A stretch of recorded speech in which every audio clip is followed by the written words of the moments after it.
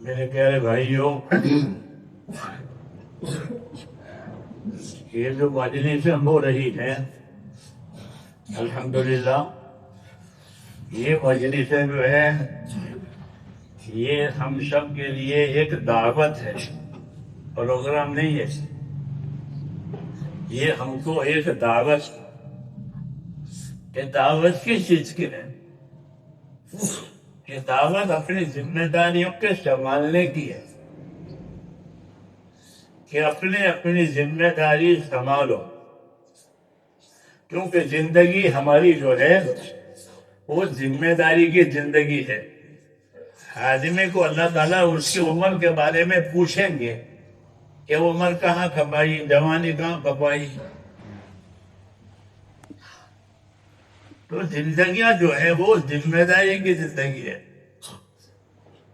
یہ مجلسیں جو ہیں اور یہ مذاکرے جو ہیں وہ کوئی نمائش اور دکھانے کے لیے نہیں ہے،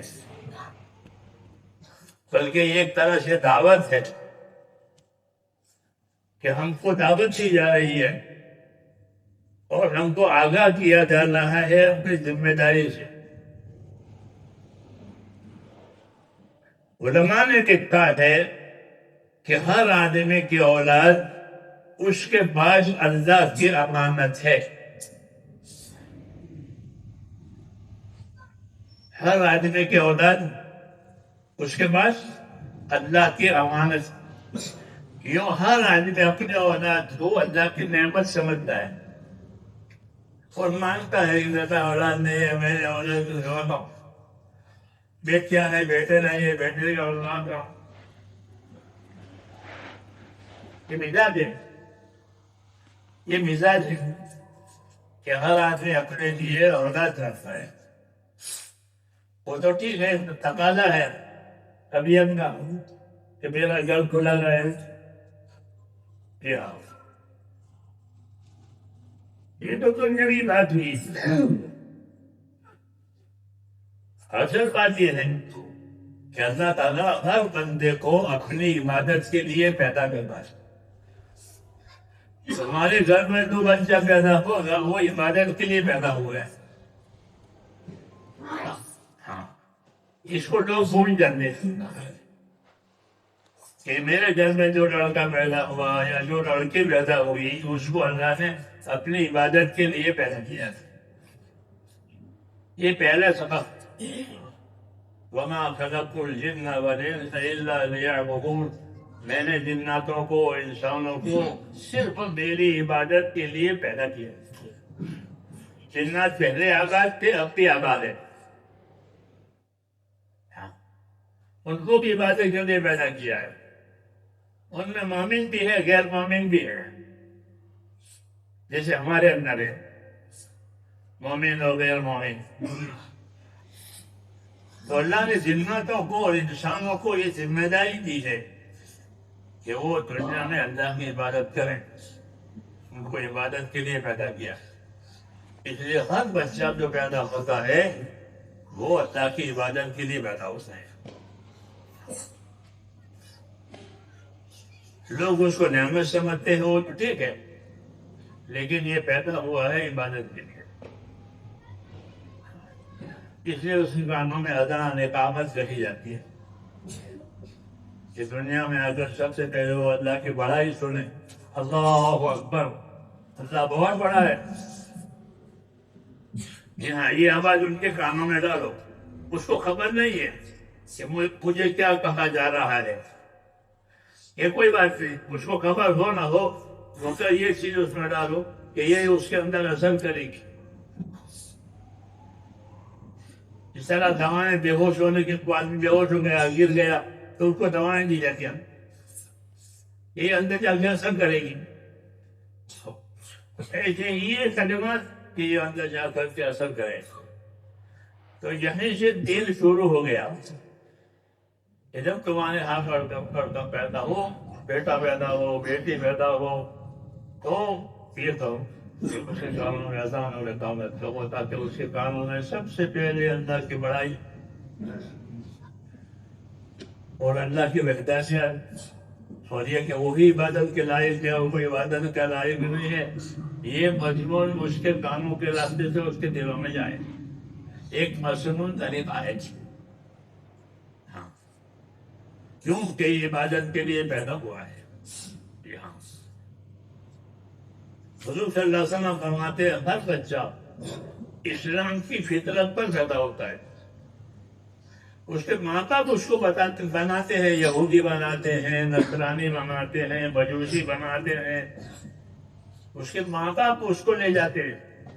اللہ نے اس کو ایسا نہیں بنایا، یہودی نصرانی اس کو نہیں بنایا، اللہ نے اس کو فطرت پر اور ایمان کی صلاحیت پر پیدا کیا ہے کہ اگر اس کو ایسا چھوڑ دیا جائے تو وہ ایمان ہی اختیار کرے، اس کے اندر یہ کسی ترقی نہیں ہے، فطرت کہتے ہیں اس کو۔ لیکن باہر کے ہوا کو لگتی ہے تو پھر وہ جیسے ماں باپ ہوتے ہیں ویسے ہو جاتے۔ اس لیے علماء نے یہ لکھا ہے کہ آدمی کا مال اور آدمی کی اولاد یہ دونوں اس کے پاس اللہ کی نعمتیں بھی ہیں اور اللہ کی امانتیں بھی۔ نعمت تو ہے کہ ہم مانگتے ہیں، اور جس طرح وہ نعمت ہے وہ اللہ کی امانت ہے۔ اللہ کی امانت کا کیا مطلب ہے؟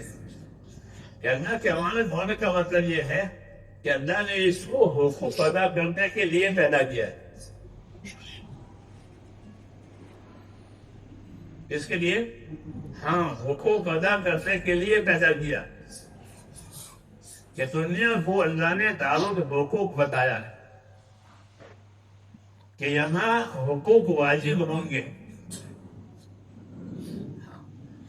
دین نہیں سیکھیں گے تو حقوق کی خبر نہیں ہوگی، جیسے آج ہو رہا ہے۔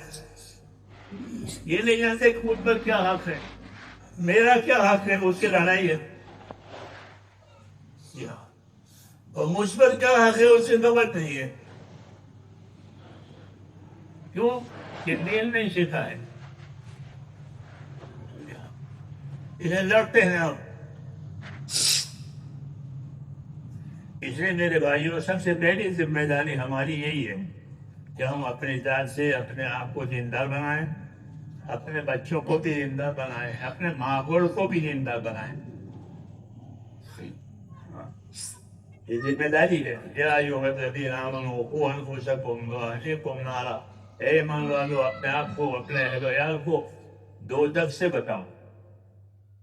یہ دوزخ کیسے بچائیں گے؟ دوزخ دیکھے تو ہے نہیں، کوشش ہوگا دیکھو دیکھو، بچنے کے لیے کہتے ہیں کہ دیکھو دیکھو، دوزخ تو دیکھی نہیں ہے، کیسے بچیں گے؟ تو حضرت نہیں فرماتے تھے کہ آیت کا مطلب یہ ہے کہ اپنے آپ کو، اپنے بچوں کو، اپنے اہل کو دین سکھاؤ، دین سیکھیں گے اور دین پر عمل کریں گے تو وہ دوزخ سے بچیں گے۔ اور دوزخ اور جنت دور نہیں ہے۔ ہاں، حضرت ابوبکر فرماتے تھے کہ جنت یہ تو چپل کی پٹی سے بھی قریب ہے، آدمی چپل سے تھا، جب چپل کی پٹی سے بھی قریب ہے۔ ہاں، اور آدمی کے مانگنے کے بعد حدیث میں ہے توَلَّذِي نَفْسُ مُحَمَّدٍ بِيَدِهِ مَا بَعْدَ الْمَوْتِ دَارٌ إِلَّا الْجَنَّةُ وَ مِنْهَا۔ یہ فرما رہے ہیں، قسم ہے اس پروردگار کی، حضور فرماتے ہیں قسم اس پروردگار کی جس کے قبضے میں میری زندگی ہے، کہ آدمی کے مرنے کے بعد اس کا ٹھکانہ یا جنت بنے گی یا دوزخ بنے گی، تیسری جگہ نہیں۔ تیسری جگہ یہ چیز وہ ختم ہو گئی، دنیا کی زندگی۔ تو یہ آگاہیاں ہیں کہ آدمی کی زندگی کے بعد یا پھر جنت ہے یا پھر دوزخ ہے۔ اس لیے کہا کہ تو انفسکم واہلیکم نارا، اپنے آپ کو، اپنے اولاد کو دوزخ سے بچاؤ۔ جیسے بھوک سے بتاتے ہو، پیاس سے بتاتے ہو، بیماریوں سے بتاتے ہو، ہاں کہ دنیا کی تکلیفوں سے بچاتے ہیں، وہ ٹھیک ہے، ایسے نہ حکم کہ ان کو دوزخ سے بچاؤ۔ اور دوزخ سے بچانے کا راستہ یہی ہے کہ وہ ان کو دیندار بناؤ۔ مالدار بنانے کی فکر کرے تھے. ٹھیک ہے مالدار بناؤ, بنانا چاہو تو کوئی منع نہیں کرتا, لیکن دیندار بنانا ضروری. ہاں کہ اس لیے کہ دنیا کو اللہ نے حقوق ادا کرنے کی جگہ بتایا کہ یہاں تمہارے اوپر حقوق آ گئی. سب سے پہلا حق کس کا ہے؟ اللہ کا, کیونکہ اللہ ہوا لیکن اللہ سے پہلے کوئی نہیں ہے. اللہ عثمان تعالیٰ پر ملائک سے قبل کیسے ہی اے اللہ تو بولے تجھ سے پہلے کوئی نہیں ہے. تو پہلا حق کس کا ہے؟ کہ سب سے پہلا حق اللہ کا. سب سے پہلا حق اللہ کا. تو حضور صلی اللہ علیہ وسلم پوچھ رہے ہیں حضرت معاذ سے, معاذ تدری ماذا حق اللہ؟ معاذ تم کو معلوم ہے اللہ کا کیا حق ہے؟ پوچھ رہے. انہوں نے کہا کہ اللہ رسول ہی زیادہ جانتے ہیں, ہم کیا جانتے ہیں کہ اللہ کا کیا حق ہے. تو لوگ اللہ کے حق سے بے خبر ہے, جیسے معاذ کو خبر نہیں ہے. ہاں اس لیے حقوق کی تعلیم دے رہی کہ اللہ کا حق یہ ہے کہ اسی کی عبادت کی جائے گی, اس کے ساتھ کسی کو شریک نہیں کیا جائے گی. یہ اللہ کا حق ہے کہ اللہ ایک ہے, اسی کی عبادت کرو. اور اللہ نے فرمایا میں نے جناتوں کو انسانوں کو اپنی عبادت کے لیے کیسا کیا ہے. یہ تو ہمارے ذکر کا اصلی کام ہے, عبادت اصلی کام, کیونکہ پیدا کرنے والا خود ہی کہہ رہا ہے کہ میں نے ان کو عبادت کے لیے پیدا کیا. تو یہ اصلی کام ہوا. جی ہاں کہ ہم عبادت کے لیے پیدا ہوئے ہیں. لیکن آدمی دنیا میں آ کے بھول جاتا ہے کہ مجھ کو کیوں پیدا کیا, خبر نہیں ہے. تو رسول ملتے ہیں تو وہ رسول عبادت کے نام کہتے ہیں یا قوم اعبدوا اللہ ما لکم من الہ غیرہ, اے میرے قوم اللہ کی عبادت کرو, خدا کے سوا کوئی عبادت کے لائق نہیں ہے. وہ یہ یاد کہانی کراتے ہیں. جی ہاں تاکہ لوگ مقصد زندگی مرا لیں, نہیں تو اپنے حاجت راحت میں ان کی زندگی حیوان کی طرح پوری ہو جائے گی. حیوان راحت بھی لیتا ہے, جی ہاں حاجت بھی پوری کرتا ہے. ہر حیوان کو راحت بھی چاہیے اور حاجت بھی پوری کرنی چاہیے. اس لیے اس کا زندگی اتنا ہی ہے, بلکہ زندگی بہت قیمتی ہے. زندگی بہت قیمتی اور ایک ہی مرتبہ دی جاتی ہے, دوسری دفعہ نہیں ملتی. اس لیے اس قیمتی چیز سے آخرت بنانی ہے. تو آخرت سمجھانے کے لیے رسول آتے ہیں کہ ایک زندگی کے بعد پھر دوسری زندگی ہے. جی ہاں اور وہ ختم نہیں ہوگی. آخرت کی زندگی ختم ہونے کے لیے نہیں ہے, بلکہ وہ آباد الآباد ہمیشہ ہمیشہ کے لیے ہے. اگر بگڑ گئی تو ہمیشہ کی بگڑی رہی, اور بن گئی تو ہمیشہ کی بنی رہی. اس لیے ہم کو حضور صلی اللہ علیہ وسلم نے یہ تعلیم دی ہے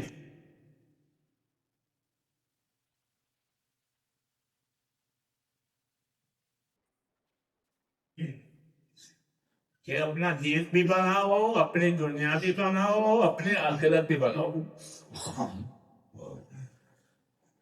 یہ حدیثوں میں کہ اپنا دین بناؤ, اللہم اصلح لی دینی الذی هو عصمت امری. اے اللہ میرا دین بنا دے کہ وہ تو میری اصلی چیز ہے. کیونکہ قبر میں سب سے پہلے دین پوچھے جاؤ, تمہارا دین کیا ہے؟ بندے ہی اے اللہ میرا دین بنا دے کہ وہ تو میری اصلی بنیادی چیز ہے. وہ میری دنیا بھی بنا دے, اس میں تیرا گزارا ہے. دنیا میں کیا ہے؟ گزارا. لوگ گزر گئے, جی ہاں، کھیتی کر کے تجارت کر کے گزر رہے رہ نہیں رہے، یہاں گزارا اچھا ہو جائے، مسافر کا گزارا اچھا ہو گیا، سفر پورا ہو گیا. جی ہاں، تو کہا دنیا میرا گزارا ہے اس کو بھی اچھا کر دیں. وہ اصل اہل آخرت دی اور میری آخرت بھی اچھی کر دیں. کیوں کہ وہ تو میرا اصلی ٹھکانہ ہے، گما سے کہیں جانا نہیں. یہ دعائیں اس نے مانگی ہے کہ آپ کو تعلیم دینے کے لیے کہ دین بھی بناؤ، دنیا بھی بناؤ، آخرت بھی بناؤ. ہاں، دعاؤں میں تعلیم ہے کہ اپنا دین بناؤ، کیونکہ فرشتہ دین پوچھے گا مرتے ہی. اور دنیا بناؤ تاکہ عزت کی زندگی گزرے، راحت کی زندگی گزرے. اور آخرت بناؤ کہ وہاں سے کہیں جانا ہی نہیں ہے. اس لیے میرے بھائیوں یہ سب محنتیں اسی کے لیے. دین بنے، دنیا بنے، دنیا ایسی بنے کہ اللہ کا حق بھی ادا کریں، شکروں کا حق بھی ادا کریں، اور احسان والی زندگی، انصاف والی زندگی گزرے. یہ دنیا کی زندگی کا مقصد ہے. اس لیے اپنی دنیا کو بھی سنوارنا ہے، اپنے آخرت کو سنوارنا ہے. یہ دینی تعلیم اسی لیے دی جاتی ہے. لوگ دینی تعلیم کی طرف توجہ نہیں کرتے، چار پیسوں کے لیے اپنے اولاد کو ادھر ادھر کر دیتے. ہاں، اس لیے میرے بھائیوں اس کی طرف توجہ دلانے کے لیے یہ مجلس ہے، یہ پروگرام ہے کہ اپنے اولاد کو اللہ کی امانت سمجھو اور ان کو حق ادا کرنے والا بناؤ. جو تمہارا بھی حق ادا کرے گا، اپنا کا بھی حق ادا کرے گا، اپنا بھی حق ادا کرے گا. اگر دیندار ہوا تو، نہیں تو پھر کوئی کچھ نہیں جانتا. کون ماں باپ، کون باپ، دنیا کمانے میں لگ جاتے ہیں تو ماں باپ شکایت کرتے رہتے ہیں.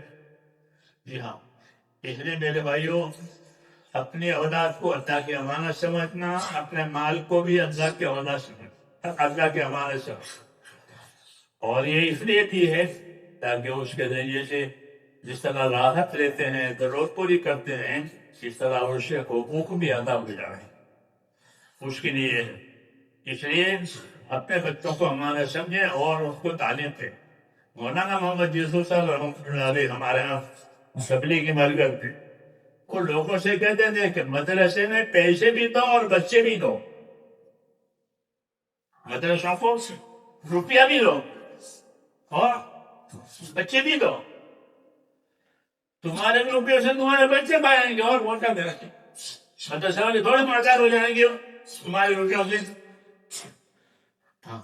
تو وہ لوگوں کو یہ تنظیم کر دیں کہ مدرسے کو روپیے دو اور اپنے بچے کو دونوں. کیوں کہ تمہارے بچوں کی تربیت ہوگی، وہ تربیت کے لیے بیٹھے گئے. یہ کہتے ہیں اس لیے میرے دوستوں مسلمانوں کا مال جان اللہ کے دین کو ادا گیا، یہ تو بہت بڑی بات ہے. یہ نصرت ہے. اس طرح تبلیغ جماعت والے کہتے ہیں تبلیغ جماعت نصرت ہے، یہ بھی نصرت. یہ بھی نصرت. نصرت کا کیا مطلب ہوتا ہے؟ عربی زبان میں نصرت کا مطلب ہوتا ہے اپنی زمین کو پانی دینا. اپنی زمین کو پانی دے گا تو غیر زمین آباد ہو جائے گی، بغیر پانی کے برباد ہو جائے گی. تو جب دین کو نصرت ملے گی تو دین آباد ہو. یہ نصرت ہے. نصرت ہے کہ بچوں بھی کو بھی لگایا، مال بھی لگایا مدرسوں پر. یہ بھی ایک نصرت. اور مسلمانوں کو اللہ نے نصرت کا حکم دیا. یا ایھا الذین آمنوا کونوا انصار اللہ. اے ایمان والو اللہ کے دین کے مددگار رہو. مجھے پانی دو جس طرح زمیندار زمین کو پانی دیتا ہے، دین کو پانی دو.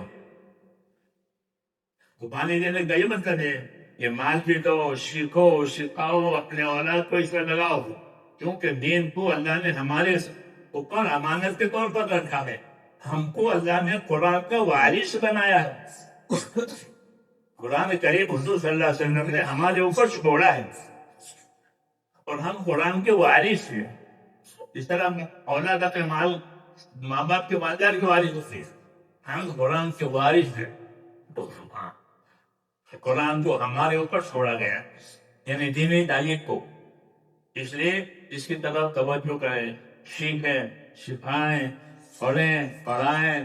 خیرکم من تعلم القرآن وعلمہ. مشہور حدیث ہے کہ تم میں سب سے بہتر وہ لوگ ہیں کہ جو قرآن پڑھیں, سیکھیں اور قرآن سکھائیں. تو سیکھنے سکھانے میں پڑھنا پڑھانا بھی ہے, اس کا معنی مطلب سمجھ کر بھی پڑھنا ہے, عمل بھی کرنا ہے. یہ سب چیزیں اس میں شامل ہے, اس کے ہم کو دعوت دی ہے.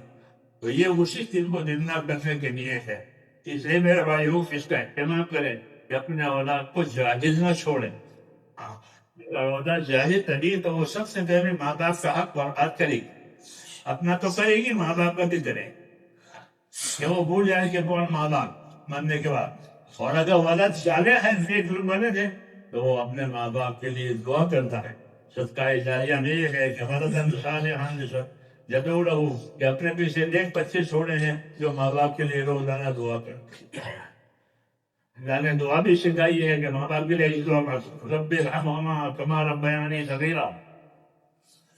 یہ دعا اللہ نے سکھائی کہ تم اپنے ماں باپ کے لیے اسی دعا مانگو. اولا سے کہا فقل رب ارحمہما کما ربیانی صغیرا, کہ اللہ میرے ماں باپ پر رحم کر, آج رحم کر, اس طرح میں چھوٹا تھا تو انہوں نے مجھ پر رحم کیا ہے. یہ دعا اللہ نے ہم کو سکھائی ہے ماں باپ کے لیے. ماں باپ کے لیے یہ دعا سمجھ نہیں جواب. تو اس لیے میرے دوستوں یہ پورا ماحول ہمارا اسی وجہ سے ہے کہ ہمارے اندر دینداری آوے, دین کی فکر کریں. زندگیوں میں دین لانا یہ سب زیادہ ضروری. پھر گھروں میں لانا, کاروبار میں لانا, سب چیزوں میں دین لانا ضروری ہے. کہ سب روشنی کی ضرورت ہر جگہ پڑتی ہے. روشنی کی ضرورت ہر جگہ ہے. بغیر روشنی کی تکلیف ہوگی. تو ایسے دین کی ہر جگہ ضرورت ہے کہ ہمارے ہم شعبے میں, ہمارے کام میں, کہ ہم دینداری کے ساتھ اپنا کام کریں. مسلم میں اور غیر کا یہی فرق ہے. غیر کے سامنے دنیا ہے بس, وہ اللہ رسول کو نہیں مانتا, آخرت کو نہیں جانتا. ان هي الا حیات الدنیا نموت ونحیا وما نحن بمبعوثین. وہ یہ کہتا ہے یہی تو جگ کی زندگی ہے, زمانہ ہے, جینا ہے, پھر ختم ہے, پھر ہو جائے گی. ہمارا ایسا نہیں, بلکہ زندگی کے بعد اور ایک زندگی آئے گی جس حفاظ حالت موت. اس لیے اس کی فکر کرنی ہے, اس کے لیے یہ کام ہے. اس لیے اس کا ارادہ کریں کہ اس بھی زندہ ہم بنے اور اپنے اولادوں کو بھی زندہ بنانا ہو. یہ سلسلہ چلتا رہے. یہ صدقہ جاریہ ہے اولاد کا زندہ ہونا. جس طرح کوئی مسجد بناوے تو یہ صدقہ جاریہ ہے, ایسا اولاد زندہ بنے تو یہ بھی صدقہ جاریہ ہے. اللہ تعالیٰ ہم سب کو اس کی توفیق عطا ہو. تو قرآن مجید کے ساتھ تھوڑا سے اہتمام کرنا چاہیے. تو رمضان بھی آ رہا ہے, ہاں, اس کتاب کے ساتھ خاص اہتمام کرو, سیکھنے سکھانے کا, پڑھنے پڑھانے کا. اور جو لوگ حفظ پڑھ چکے ہیں وہ اس کی خاص طور سے فکر کریں کہ یہ نکل نہ جائے. بزرگ آنا یہ بہت جلدی نکل جائے گا اگر اس کی دیکھ بھال نہیں کرو گے. جس طرح اونٹ, کہ اونٹ بھاگ جاتا ہے, اگر ان کا دھوکھانی باتیں بچھا کرتے تو وہ بھاگ جاتا ہے جنگل میں, اس کا تلاش کرنا مشکل. ویسے قرآن مجید, یہ قرآن مجید بھاگ جائے گا, سینے میں سے نکل جائے گا, ہاں, پھر ہاتھ آنا مشکل. اس لیے اس کو کہ اب روزانہ پڑھو, ہاں, نوافل میں پڑھو, ایسے پڑھو. روزانہ اپنا معمول بنا کر پڑھنا چاہیے کہ روزانہ مجھے اتنا پڑھنا ہے. ہمارے حضرت سے اولیاء قابل بناتے تھے کہ روزانہ حافظ, اگر پکا حافظ ہے تو روزانہ 3 پارے پڑھ, روزانہ 3 پارے پڑھے. اگر وہ پکا حافظ, اور اچھا تو یہ ہے کہ وہ نمازوں میں پڑھے گا, اپنی نمازوں میں پکا حافظ ہے. اچھا حافظ ہے تو آدھے پارے کو روزانہ 5 مرتبہ پھیرے, آدھے پارے کو کئی پارے ہو جائیں گی, پانی مطلب بچہ حافظ ہے تو زیادہ پانی کو روزانہ 5 مرتبہ دے. میں نے دہلی میں ہمارے 25 سے وہاں ٹاٹو رہنے والے تھے. ان کے بیٹے سے میں وہ حافظ لوکل سے تھے. میں نے ان کو بتایا تو ہمارے بزرگ ہی کرتے تو انہوں نے شروع کر دیا. وہ ان کا ہی اتنا ہو گیا. تو حضرت کے آدھے پارے کو یہ 5 مرتبہ پڑھو اور اس کو نماز دن میں پڑھو تو پھر وہ محفوظ ہو جائے گا. اس کو محفوظ رکھنا ضروری ہے. ہاں جان کو جلدی ہو جاتا ہے اور نکل بھی جلدی جاتا ہے. کیونکہ اللہ جی کو آسان کر دیا ہے. اس میں جو حافظ ہوئے ہیں وہ اس کی نگہداشت ہے. اور اچھا ہے کہ حافظ ہو کر کے مدرسوں میں داخل ہو جاؤ, عالم بن جاؤ. عالم بن جاؤ گے تو یہ قرآن میں حقوق کرے گا. اور کسی دوا کرتا بھی رہے گا تو خطرہ ہے. جی ہاں علم علم کر کے مدرسوں میں قبضہ لے لو اور عالم بن جاؤ تو حفظ بھی ہو جائے گا, علم بھی ہو جائے گی. اللہ باقی میں عطا کرو.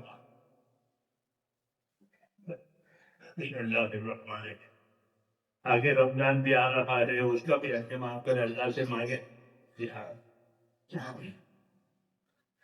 اللهم صل وسلم وبارك على سيدنا محمد النبي الأمي وعلى آله وصحبه أجمعين.